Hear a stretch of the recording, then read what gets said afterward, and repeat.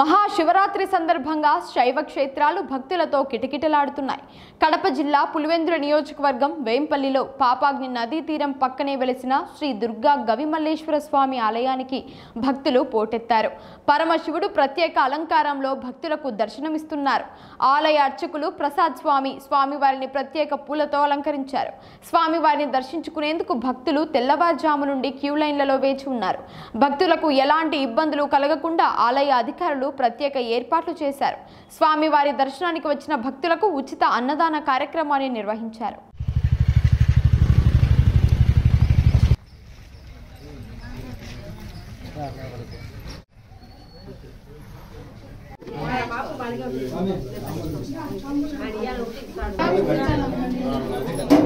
తొందర పంపిండి స్వామి.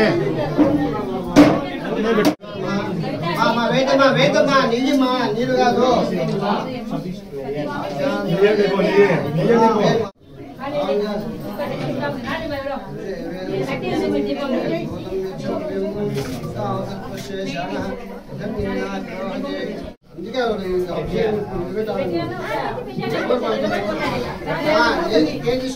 తీసుకోండి తీసుకోండి.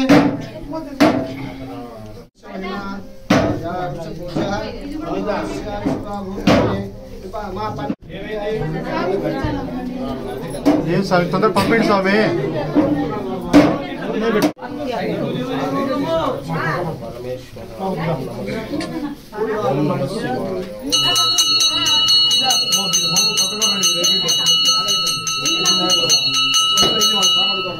మహాదేవా మహాదేవా ఓం నమః శివాయ ఓం నమః శివాయ ఓం నమః శివాయ.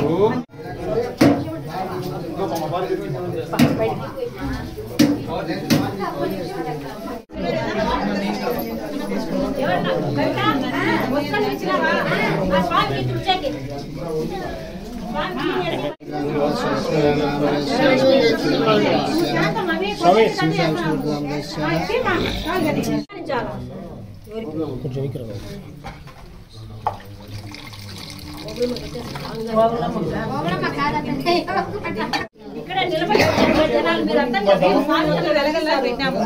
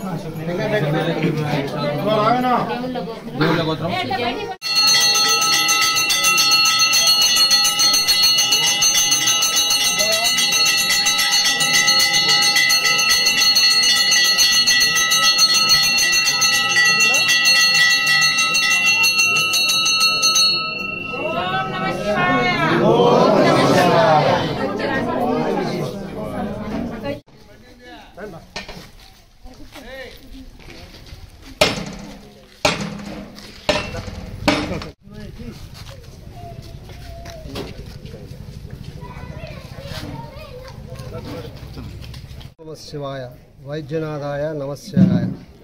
ఓం శ్రీ దుర్గా గణేశ్వరాభ్యో నమః.